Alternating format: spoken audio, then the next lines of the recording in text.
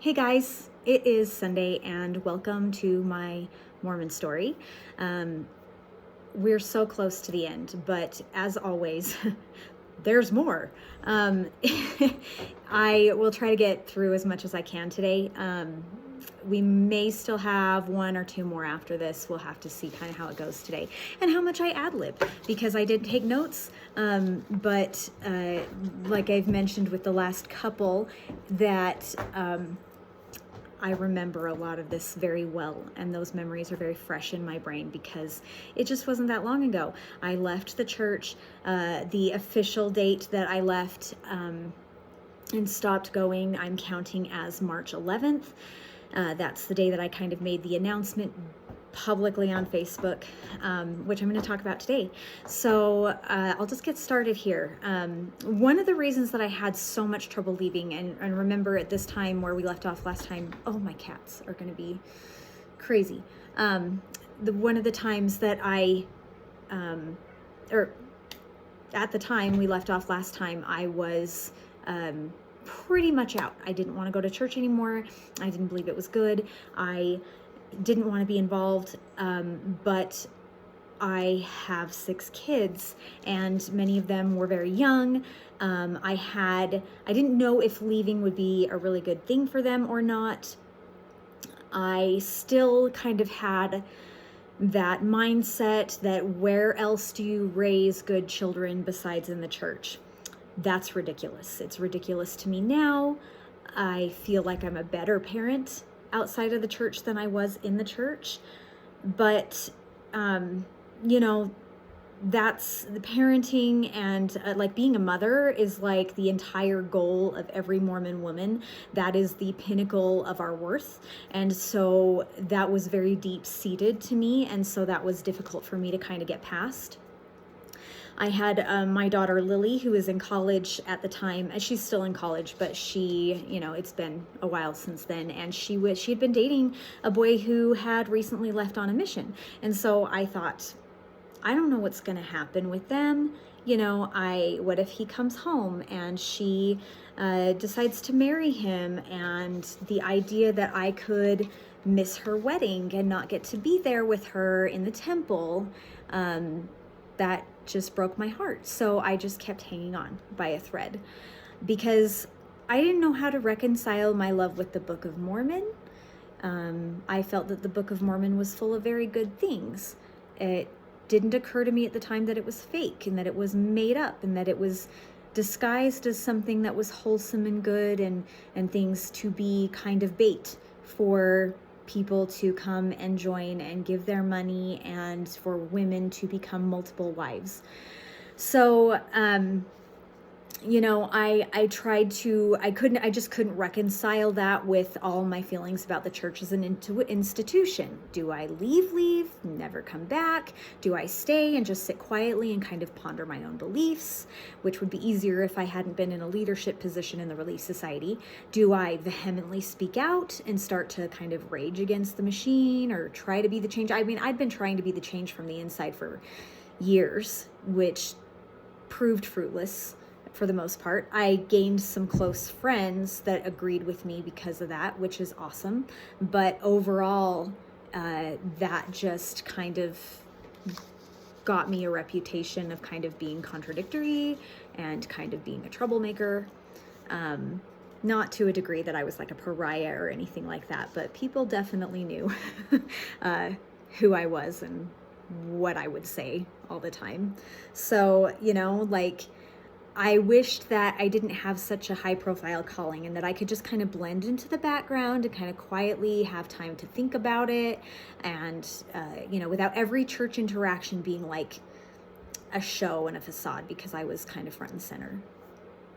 In early February 2024, our dear neighbor across the street passed away.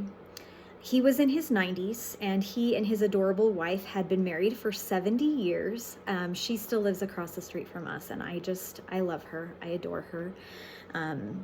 She's just the sweetest neighborhood grandma ever. And, as I was in the Relief Society, I had the privilege to be able to help with the funeral and the luncheon afterwards. I was sitting in the chapel while his sons and his grandsons gave these amazing talks about him and his life and how loving he was, and he certainly was. And I was missing him myself very much, because he was like an adopted grandpa to my kids and even myself. Every summer they would sit out there in front of their yard, in front of their garage, and the kids in the neighborhood would come over and they would go get popsicles out, and they'd bring over oranges at Christmas time, because they were like, everybody gets so many treats, we thought you'd like to have something good for your bodies. And legit, like, that was awesome, because it's true, you get so many treats. Not that we're not grateful, but you do get kind of sick of the treats and the sweets. And he really loved oatmeal cookies. He hated chocolate, so we would make him oatmeal cookies and pumpkin bread. They loved that. And they would bring us, and she would make this most amazing bread, like homemade bread and jam and stuff. And so, like, loved them, and just really had a good relationship with them.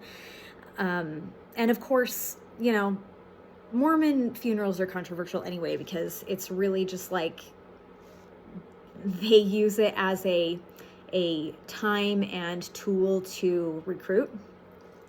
But I'm not going to go into that.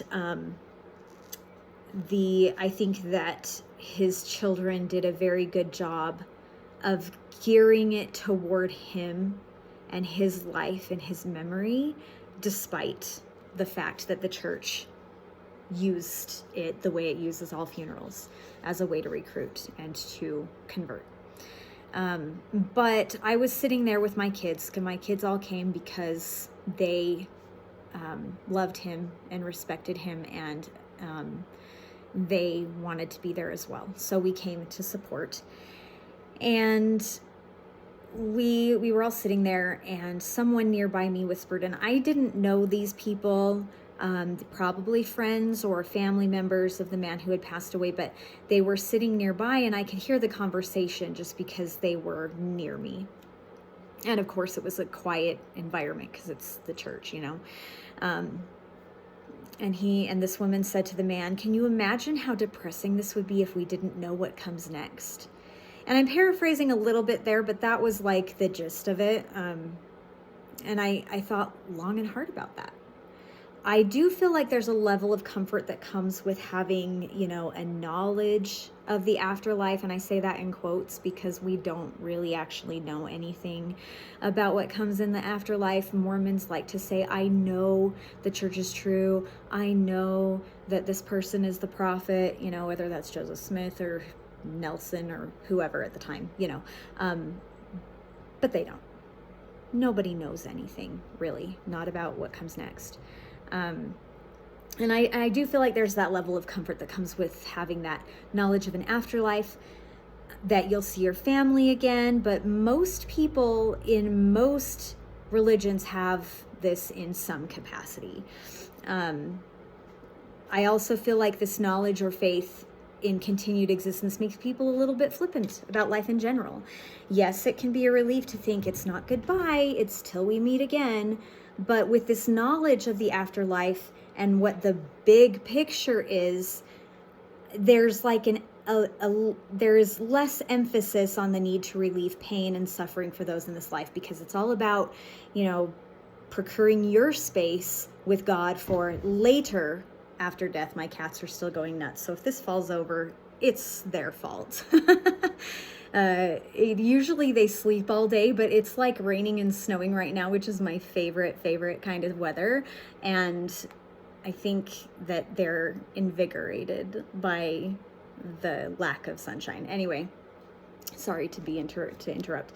But the whole, just this whole life is just all about building your mansion with God in the future for later after death, which has nothing to do with other people, except for the fact that you have to coerce and guilt trip and everything your family into behaving the way you want them to, so that you can feel like they are going to be with you forever, because families aren't really forever in the church.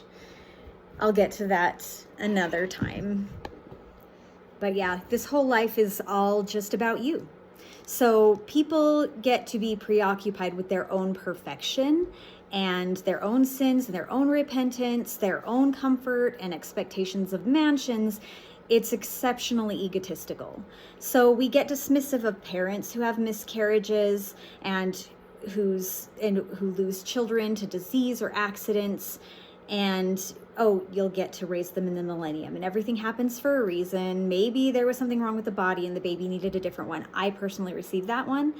And when people die, we just say, oh, they're in a better place and they're busy right now working as a missionary and so on. Like, that sounds like a miserable eternal existence to me. I don't want to be a missionary forever. Like, that just sounds that sounds like hell. Is what, if I go to hell, that's probably what it's going to be. Go pretend to be a Mormon missionary. You have to do this for the rest of forever. That's my personal hell. You know how they say, like, little girls spend their whole lives planning their weddings and stuff? I feel like we spend our whole lives planning for the afterlife. And what that means is that we ignore the immediate needs of people in this life because we are thinking celestial. And I am going to do an entire thing about that later this week. So please tune in. Honestly, I was just sitting there in this funeral and thinking about the flippancy that Mormons have about death. And that led me to the atonement. And I just came a very peaceful realization, or if you will, a revelation, if you'd like to call it that, that if the atonement is real, then I'm covered, right? Like, Christ suffered for everyone. That's the theory, right? He suffered for everybody and everybody's sins and everything that we did wrong. He's already suffered for it. It's done. So I'm covered. Despite the church's desire to make us think that we have to earn our salvation, that discards grace. You know, the Mormon church does not put a lot of stock into grace. It's all about earning your salvation. And the fact that it's already done, the punishment has already been given. It isn't up to the church whether I make it or not. It's Christ's prerogative. That's if he's even real. And he is not the property of the church. The atonement is infinite.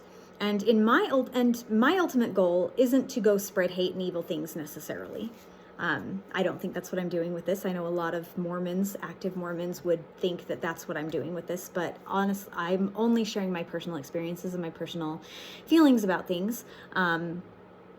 I don't believe that it's hateful. I think the church is hateful. And of course, if you think there's something that's harmful or hurtful or hateful or whatever, I think it is your duty to let people know so that they can make an informed decision for themselves.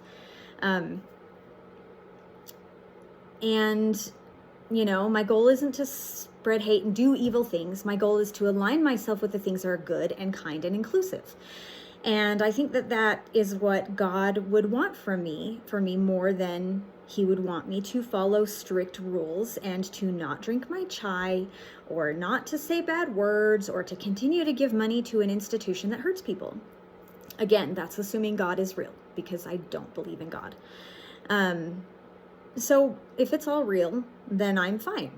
The atonement isn't transactional, and I cannot earn redemption. Remember also that this is the frame of mind I was in at that funeral, which is where I was like mostly out. Like I was definitely completely mentally out, physically in, and still just trying to figure out, what do I do with it? Do I leave? You know, so in my mind at that time, I still believed in God. I did still believe in God when I was in this space at that funeral. You know, so, you know, if it's all real, then I'm fine. The atonement isn't transactional, and I cannot earn redemption. I have to be given it, and I already was. I'm forgiven. I am safe because I am good and kind. If it is not real, then I don't want to spend my time here, to quote Brad Wilcox, playing church and pretending that I'm superior to others and ignoring people who need help in this life, while working hard, spending hours at the temple for people who are already gone and who already are saved by the atonement based on Christ's teachings. And I thought I was always taught to do what is right let the consequences follow. Every Mormon knows that phrase. And this church was no longer what I felt was right. The consequences would follow appropriately. So I called Lily, who was at college, a couple of days later, and I let her know that I wasn't going to be wearing garments or renewing my temple recommend. I was at that time still trying to figure out kind of like a slow departure from the church. I was still planning to stay active for a little bit.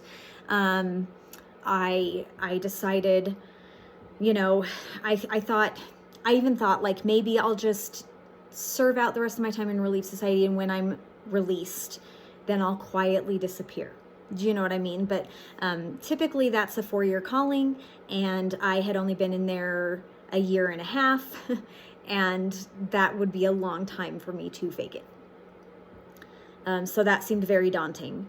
I still was, you know, I just didn't want to make a scene. I didn't want to seem like I was angry and like I was storming out. I don't know, like I don't have a problem seeming angry now. I am angry. I have a right to be angry, and that's acceptable. I have trauma that, you know, 41 years of trauma, 41 years of deconstruction that I need to figure out, that I will probably be figuring out my whole life, even if for the most part I am over it all, you know.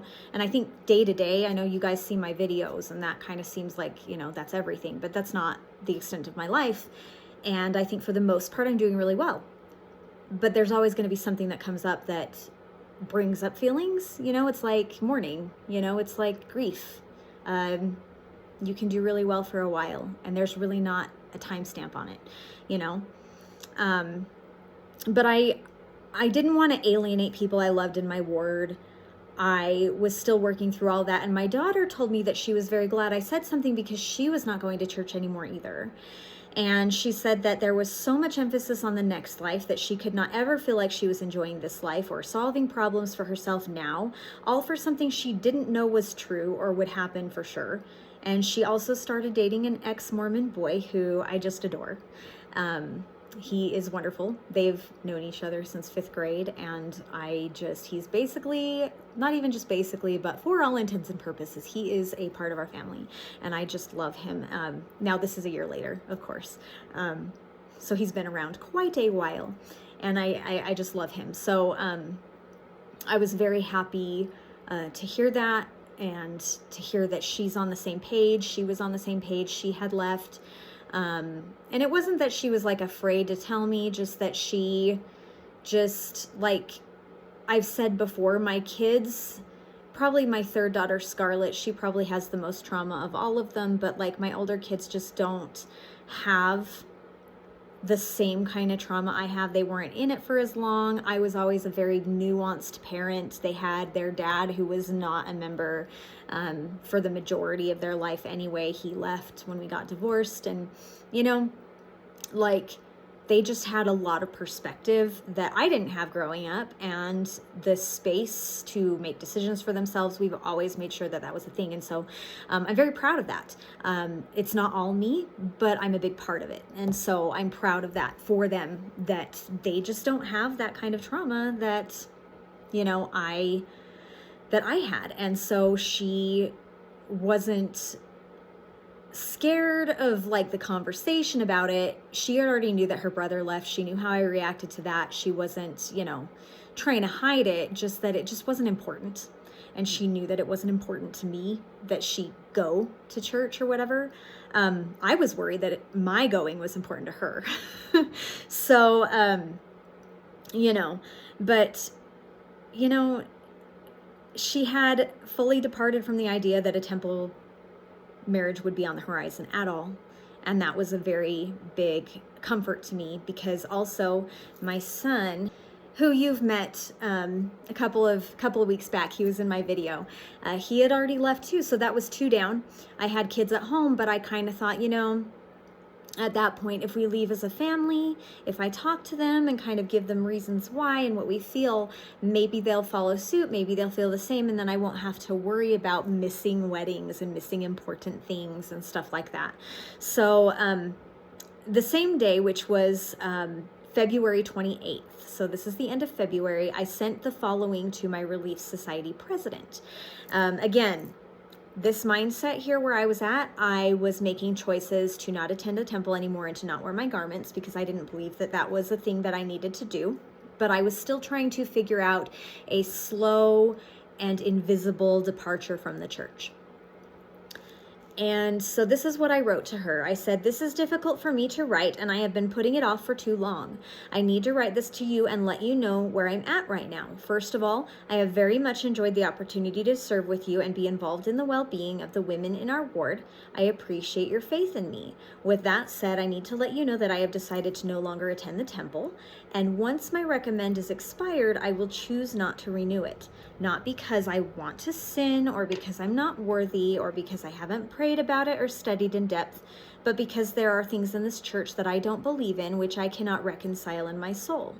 I do not feel that we need to discuss it. I think it breeds contention and not understanding. I was very afraid of confrontation at the time. I'm not really so much now. I still don't like confrontation, but I'm more willing to talk about it. At the time, it was very fresh and very raw, so I didn't want to talk about it. I don't plan to become inactive." 2 weeks later. "But I'm going to choose which teachings I subscribe to and which I disregard. At this time, this is the only way I can reconcile things in my heart and mind and spirit. I'm not asking to be released from my calling, but I believe that it is unethical and it is also exhausting to pretend. I simply must be authentic. For what it's worth, it is also not my intention to share these feelings with others or teach anything outside of what is expected.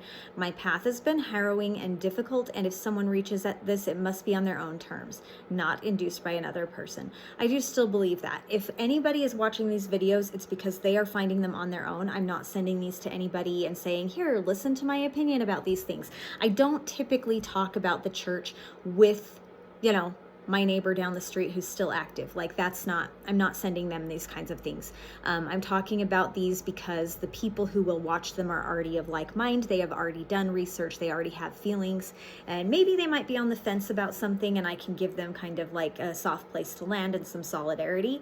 But I still feel that way. I don't want to bust anything wide open for anybody who isn't actively preparing themselves for that, because it is difficult. It's very, very difficult. Anyway, I would like to continue serving alongside you and I better not say that. That's the other Relief Society counselor's name. I would love to continue ministering sisters to come to me, and I do not want to lose the sisters I minister to, but I thought that you, as the Relief Society president whom I serve under, should know where I'm at as far as that temple requirement goes, especially since part of my calling is temple and family. I will understand if you feel it is best for me to not be involved. I do hope that you can understand where I'm coming from. Please let me know if you have any questions. And I'm not going to read what she wrote back, just for privacy's sake. That's something she sent me, and I don't have permission to share it. But in essence,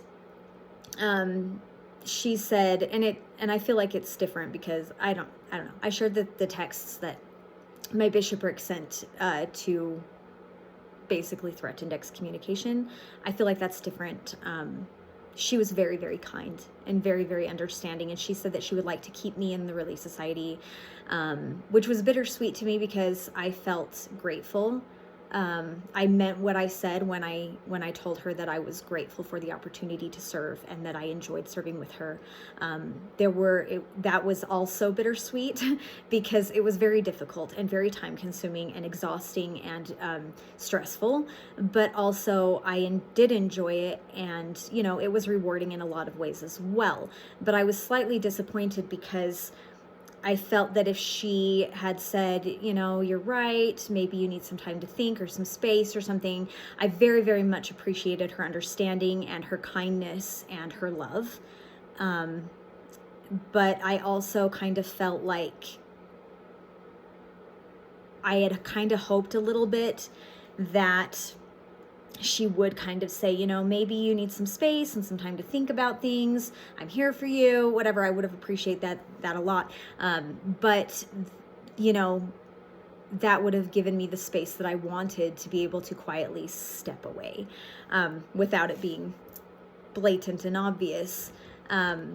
but she did say she wanted me to stay. And I said, well, of course, I'll stay, because at the time I didn't plan to leave quickly. I wanted to be sure that it was a gradual, the Homer Simpson back into the, into the shrubbery kind of a thing, because I just wanted to, I didn't want to be the gossip of, like the subject of gossip anyway. I was exceptionally grateful for her response. I mentioned my issues with people calling me out about how I spend my time in church, be it coloring on my phone or, it's so strange. I was afraid of getting in trouble. And it's stupid because I was making a choice, and it felt so scary and wrong and rebellious. So I felt very grateful that her response was kind. On March 10th, I sent a text to her. So the first text that I sent her was the 28th of February. The 10th of March, it would have been 10 days later. So not even quite 2 weeks later. I sent a text telling her that all loose ends were tied up. I had contacted everyone who needed to be contacted for the activities that were upcoming. I had handled an invitation for the primary president that we had worked on. I had things set up for future emergency preparedness activities that we had in the works. And I told her that I loved her and the ward, and that I just could not stay any longer. I said I would be attending one more Sunday to turn in the keys, and then I would be done. My husband was on the same page the whole time. He actually was ready to leave before I was, but I kept going for a while longer than he did. He stopped going probably a month before I did. I started going to church by myself, and sometimes I would take my kids because, but I only had them every other weekend, and usually Clementine would stay home with Dad just because, like I said, like I've talked about this before, she didn't like to go to church.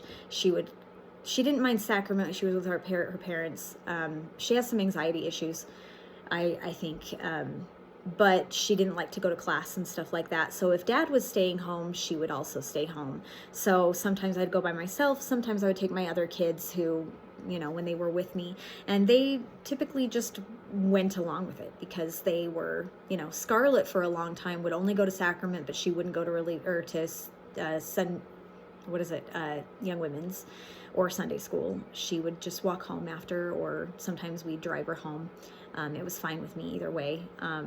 I didn't make her stay. And she did that for like a year because, frankly, the young women in our ward were not kind to her. Some of them were. I don't want to be like a blanket statement, like all of them were jerks. Like that's not true. A lot of them are very, very kind, sweet girls. But there was still a level of, bullying that comes with being an empath. That's how she is. And that was pretty heartbreaking, and we didn't make her endure that. So anyway, my older 3 kids were already not really going. But we talked to our younger kids about it, and we told them that we did not want to go to church anymore. We said that if they wanted to keep going, we would support them. This is so difficult right now to say that, though. Like, maybe I should do a video about that. I should do a video on that in and of itself. So I won't say too much about that, about supporting them. It's so complicated. But we told them that if they wanted to continue going, we would support them. But, and that if they wanted, we could talk about it, the reasons we don't believe in the church, we don't want to go. We certainly could talk about that. But if they wanted to try like a different religion, that would be fine as well. Or if they didn't want any religion, that would also be fine. Both Heath and Teague, who were ages 11 and 13 at the time, they are now 12 and 14. They were both on board. More so Teague, he is the older one. He expressed that he had sad feelings about some of the things that the church said about LGBTQ issues. In particular, that he didn't feel any specific tie or attachment to the church at all. Heath, I think, was mainly just happy to not have to sit through boring church. And coffee, he was excited to try coffee, which we had to explain that even outside of the church, coffee is not really appropriate for 11-year-olds. He does like coffee. He's had it a couple of times. He is a bitter taste kind of kid. He likes bittersweet. He likes the really dark chocolate and stuff like that. And I've let him have coffee on a few special occasions, and he does like that, but it's still not something that he's allowed to have on a regular basis. But yeah, like Clementine was only 6, so I don't think she really understood much. I feel bad that she had been looking forward to being able to go to activity days when she turned 8. Sometimes the boys still go to, for a while, they would still go to mutual activities or the activity days. Not super long, maybe just a couple of months when they would get an invitation, but that quickly kind of petered out. They didn't enjoy the activities that much. They liked having the friends, but they quickly found that the people that they are friends with outside of the church, some of their school friends are Mormon. I think Utah really, it's not as saturated Mormon-wise as it was when I was a kid. I didn't know anybody who wasn't Mormon for the most part when I was a child, when I was their age, or even in high school. But I think now, asking them, we were talking to my son last night, Heath. He just turned 12, and he was like, I don't think any of my friends are Mormon. It's not the thing we ask them, because I don't care if they have Mormon friends. I just it just came up or whatever, and I think he said something like one of his they don't care if I'm Mormon or whatever. And I was like, oh, okay, that's cool that they're cool with you not being Mormon. He's like, well, none of my friends are Mormon.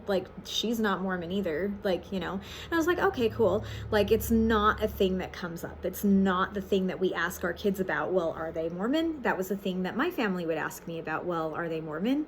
I met this new friend, this new person who moved into the neighborhood. Are they Mormon? Okay, I wasn't not allowed to play with friends who weren't Mormon, but my family wanted to know if they were, because if they were Mormon, they were safe. And that's not how I feel as an adult and as a parent. But yeah, so sometimes they would go to those activities. And so I'm sure, when she was 8, we've just gotten her into other things. She's in cheer. She does some tumbling. I'm thinking of possibly signing her up for Girl Scouts. I don't know if I am personally prepared for Girl Scouts. Seems like a lot of work.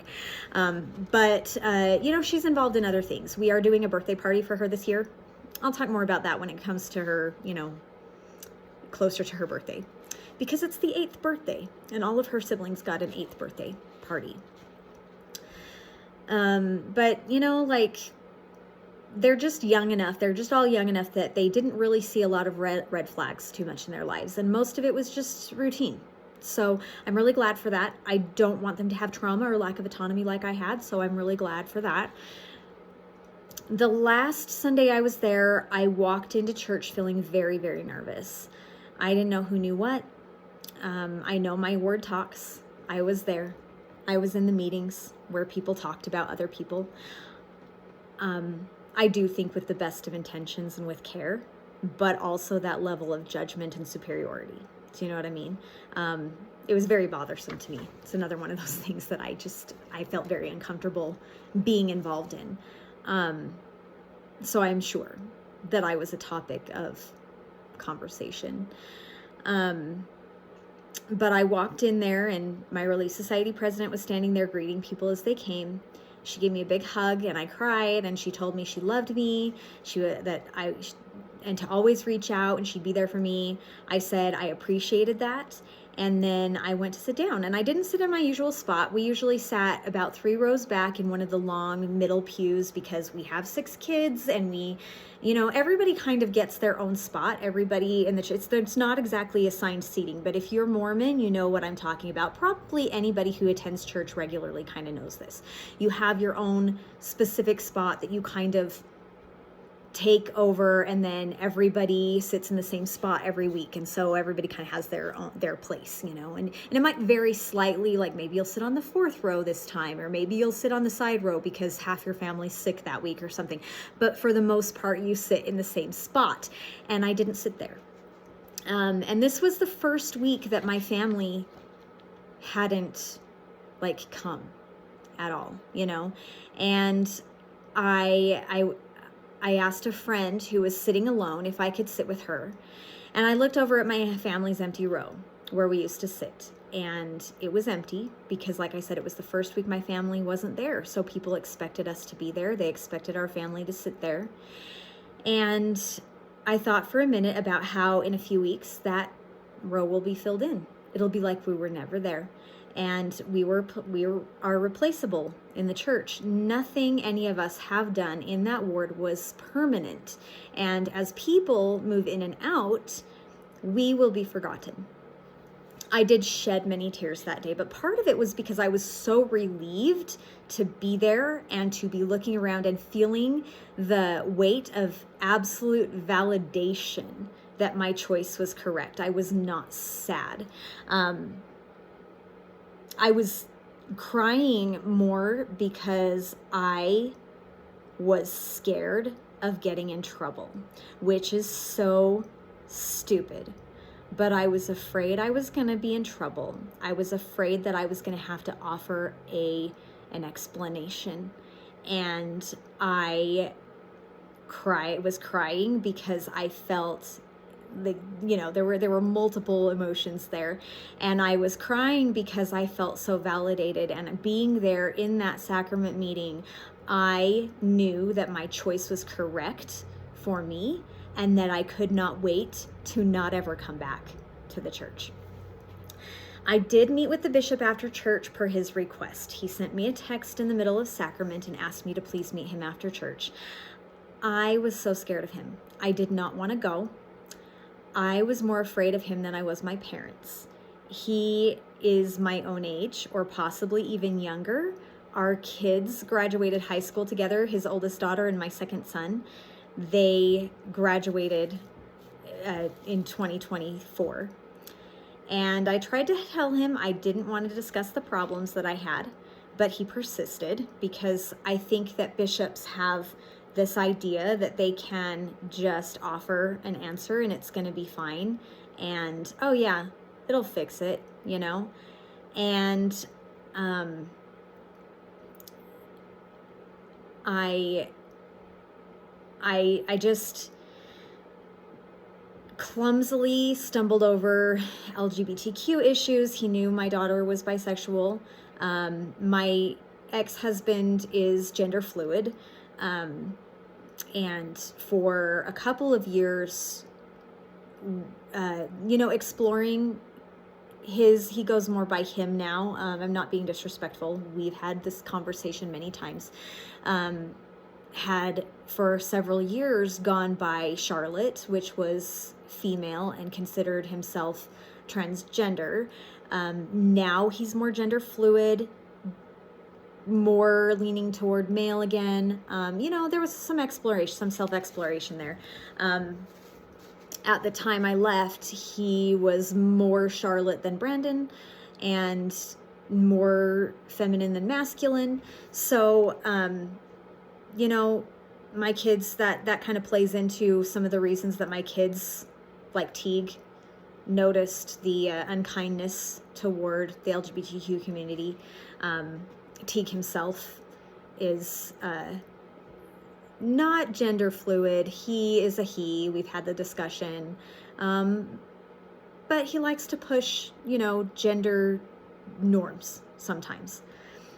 He's the one that dresses up all the time and, is really, really unique and very eccentric. And I love it. I love it. He is so fun.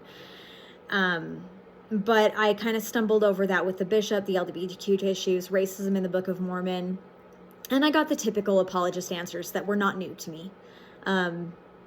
It was ridiculous, and it was a relief to leave. he did ask me what I was looking for and where I would go, and I told him that I didn't know, that I was not eager to jump out of one high demand religion and into another one.